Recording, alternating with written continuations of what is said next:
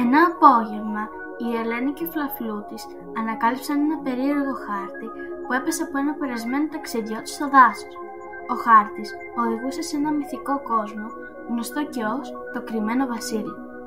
Η περιέργειά τους ήταν μεγάλη και αποφάσισαν να ακολουθήσουν το χάρτη.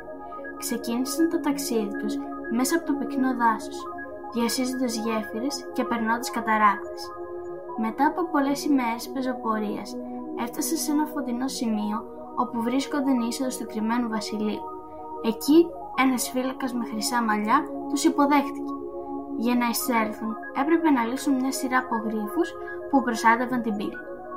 Μόλις πέρασαν την πύλη, βρέθηκαν σε ένα λαμπερό κήπο γεμάτο από ζωντανά χρώματα και πανέμορφα λουλούδια.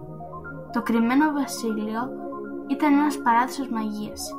Στο βασίλειο γνώρισαν τη Φιώνα, τη βασίλισσα του μέρους, που τους προσκάλεσε σε ένα πανηγύρι με μουσική, χορό και λάμψη αστεριών.